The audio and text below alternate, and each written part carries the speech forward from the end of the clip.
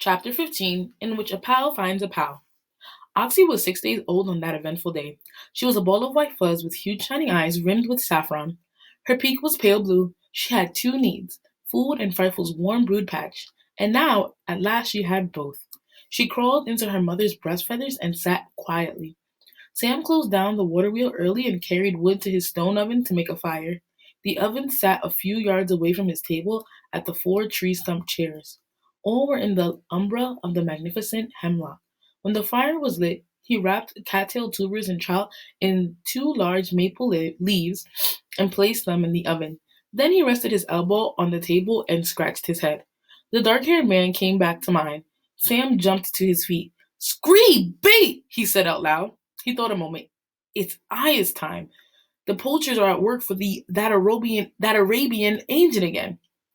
Sam remembered how Sean Conklin and he had caught Scree leaving a cave at Beaver Corners last June.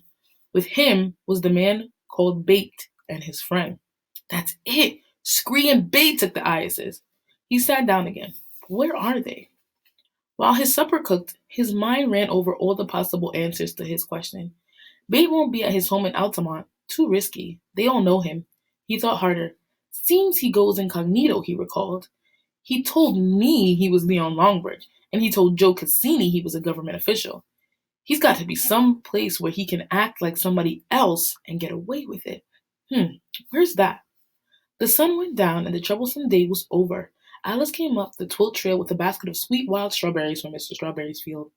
She sat down on a log stump at the table and decapped one.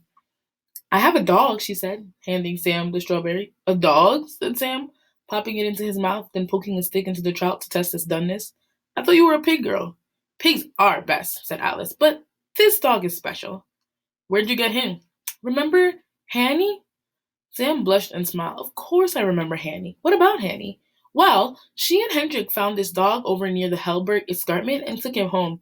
He was so terrified of people, he chewed his leash and got away. Last week, when Hanny was visiting the John Burroughs Lodge, she found him again. What was he doing at the John Burroughs Lodge? Denning under it and living off the land like he does. Smart dog, Sam smiled. I like his spirit. Except there were two Park Service rangers there who were trying to shoot him for catching game. That's dumb. Maybe. What happened? Hanny told them the dog was hers and took him home again. She and Hendrik brought him to me. Hanny thought I could bring the love of people to him, like I did to Crystal, my pig. Alice smiled. The dog's adorable. A yellow cur with long ears, big, sad eyes, and the best rabbit chaser I've ever seen. What's his name? Hendrik and Hanny named him General, but their aunt and uncle said the people they bought the farm from called him Mole. He lived in a covert. I like the name Mole. So do I. And where is Mole? Down at the farm with Miss Strawberry. I'm going back. I just want to get some rawhide from you to make him a special collar. I want to braid it into a tough band so he can't get loose. You sure he won't eat it? He can't reach it, silly, Alice said. Alice, Sam said, taking his supper out of the oven. Did you say Hanny talked to two rangers at the John Burroughs house? Yes, the Park Service owns it. But the Park Service doesn't own it. It is owned by the descendants of John Burroughs' family. There's no rangers on duties there. Bando and I camped there when we were looking for you last spring. Well, whatever. Two men were going to shoot him. Sam shared his meal with Alice. The trout was tender, but the cattail tubers were tough. When they had finished their meal with the delicious strawberries, Sam got deer hide from the mill house and cut off long stripes for Alice. Thanks, Alice said, and put them into her pocket. I'm off now to bring love to Mole. Sam was out of bed early the next morning. Barefoot and lacing up his deerskin shirt as he stepped outside, he looked over the pond into Frightful's nest box. He had placed it so that the opening faced him. Frightful was far back in the corner, mothering. Although all seemed well, it was not. There was no Tearsel. Sam would have to bring food to Frightful until 426 came back. The Ayas was still too young for Frightful to leave her and hunt. While Sam cooked cornmeal mush for breakfast, Frightful came to the front of the box and scanned the skies looking for 426. Oxy was screaming to be fed. The air was chilly. She called for her mate, and he did not answer. Around noon, when the air had warmed, Frightful gave the little Ayas the last bites of rat. Then she sat down and brooded her. Sam whistled that he had food for her, but she did not fly to him. Oxy was shivering. She needed her mother's warmth. Several hours later, Frightful called for a new mate. She called over and over again. Then, down from the clouds over the feathery tips of the hemlocks came Chup. He circled the mill house and dropped into the stovepipe, onto its stovepipe. Chup, chup, he called, and flew to the box. 426 was dead. He would not have permitted another male in his territory had he been alive. Cree! She called. Chup was also single. His mate had not returned to their eyrie one morning, and he was forced to be mother and hunter to three eyeses again. This time, he had been unable to call in a mate, and his chicks had not survived. The day they succumbed to starvation, he flew down to the Skohari Gorge and up over the mountains of Delhi. He cried in distress. Gliding over Peaks Brook, he heard Frightful calling for a new mate. He folded his wings and dropped down onto the mill house roof. He jumped up to the nest box and bowed to her. Frightful looked at her mate of last spring as if it were perfectly natural for him to be there. Chup looked at Oxy and without even a signal from Frightful, walked to Oxy and dropped his feathers over her.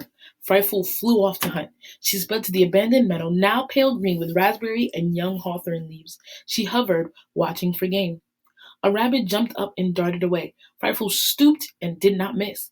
She was on the ground with it when she heard a dog woof.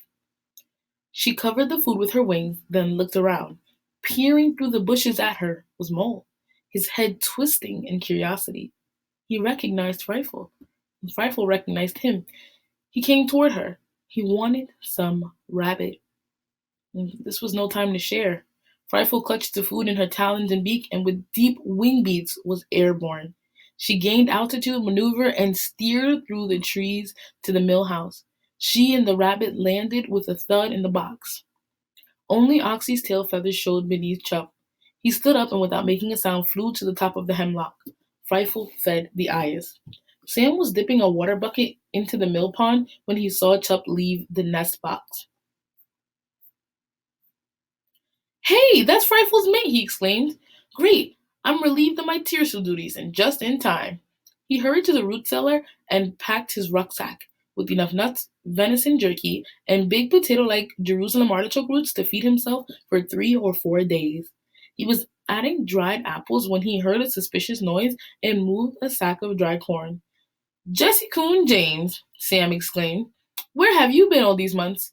He rolled his tongue, imitating a raccoon purr, and held out his hand. His old friend waddled up, ears down in the ferns. Got a family? Sam asked. Must not, or you'd have them with you, and I would be foodless. Jesse Coon James took an ear of corn in both forepaws and chewed.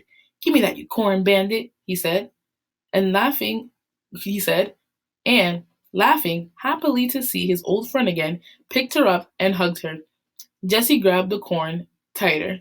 Oh, all right, he said, you can have one ear. Jessie took it in her teeth and dropped it to the floor. Sam watched her. Jessie departed through a tunnel she had dug under the door. Aha, he said. I better fix that before I go, or I won't have any food when I get home.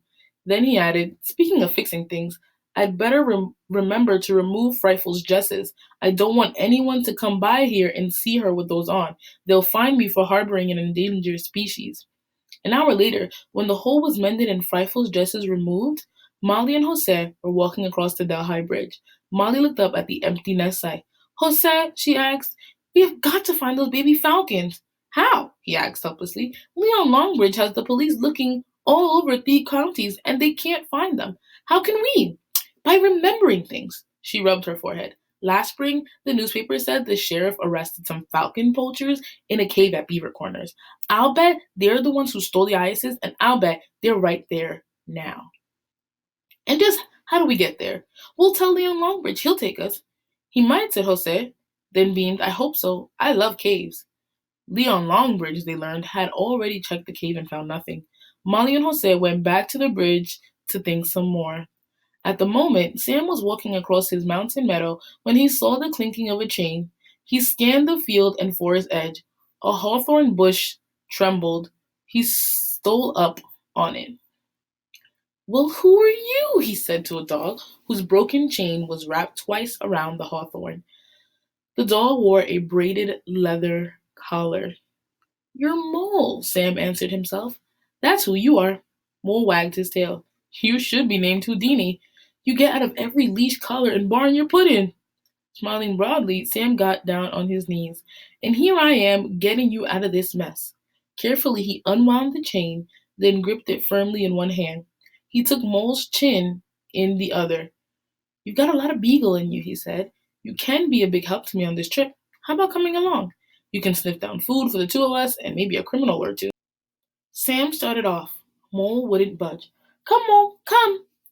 He yanked on the leash. Mole pulled backward, ducking down his head to slip his collar. I'm sorry, Sam said. You don't want to come with me. Of course not. You don't know me. Here, he said, and held out his hand. Let my odors tell you about me. Mole sniffed. Rising strong and sweet from Sam's hand were informative scents. They told Mole that Sam was a young adolescent, non-violent, and that he liked wild foods. Mole also learned that Sam was related to Alice and that he lived in a hemlock tree. Mole finally decided that he liked what he smelled and licked Sam's hand. With that, Sam sat down, rubbed Mole's big ears. He talked to him softly, then kissed the top of his nose and told him what a good dog he was. He hugged him close.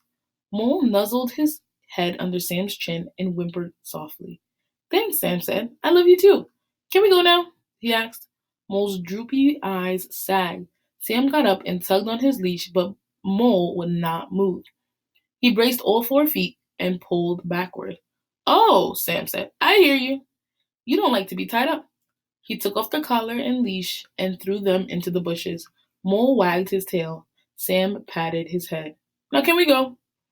The happy dog bounced down the mountain, sticking close to Sam's side. When the blissful pair came to the dirt road that led to Bando's house, Sam stopped. It would be great to have Bando along, he said, glancing in the direction of his friend's cabin. But there's no use even asking him.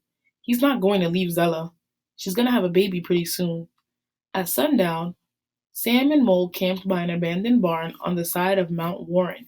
Mole caught a feral chicken, and Sam cooked it on a small and smokeless fire. He was an expert at making fires no one could see. When at 10 o'clock the temperature dropped sharply, they moved into the barn and dug into a straw pile. The next thing Sam knew, a rooster was crowing to the dawn. Sam jumped up so fast he frightened a hen. She flew off her nest, squawking and clucking, and sped out of the barn. She left behind feathers and 12 eggs. Sam helped himself to 4. He boiled them hard and shared them with Mole. After washing his face in the farm spring, he and Mole resumed their trek into the dense forests of the Catskill Mountains. Later in the morning, they came to the mowed meadowlands under the power lines. Cree, cree, cree! Desdemondia, said Sam, using Bando's respectable expletive. That's frightful. Only one bird calls my peregrine name. Frightful hovered above them. How did you find us? He said, eyes twinkling. It took Mole and me a day and a half to get here. Mole dashed into the grasses and weeds, nose to the ground, weaving in and out of young goldenrod and raspberry plants. He flushed a pheasant. Before Sam could see whether it was a male or female, Frightful was carrying it off toward their mountain. Hey! He whistled for her to come to his hand. She flew on. Mole barked. In 4 minutes, Frightful covered the air miles to her mountain. She plucked the bird on the roof of Alice's wigwam and carried the meal to the box where Chup was brooding oxy. Suddenly, a tall, angular man stepped out of the woods. Chup gave the alarm cry and took off. Frightful sat still. Leon Longbridge lifted his binoculars and focused them on the wooden box. Well, I'll be, he said to himself. There sits the falcon of Delhi Bridge. I'd know that dark, beautiful head anywhere. Then he saw the eyes. Wow, he said aloud. I don't know how the two of you got here, but you're free, and that's all I'm concerned about. He glanced around and realized he was at Sam Gribley's home. He had heard about it through young Matt, a newspaper reporter. Matt had told him that Sam had a cool home in a huge hemlock on a mountain. He said that he had a falcon and homemade fish hooks and fishing rods. He never told him where. Leon studied the mill house, the oven, and the stone table. I would sure love to live like this, he said wistfully. Although he was curious, he did not step inside the Hemlock home. He respected Sam's privacy. And so, glancing once more at Feifel, he strolled down the trail, wondering how the paragon of Delhi Bridge and her eyes had ended up in a box on Sam's mill house roof. He was smiling. He mused. Matt did say the kid was a falconer. He whistled a bright bird tune and thought about the bridge. How did the kid get the eyes down from there? He asked himself. There must have been some act. It took Sam and Mole until noon to reach their destination, the woods behind the Johns Burroughs Lodge.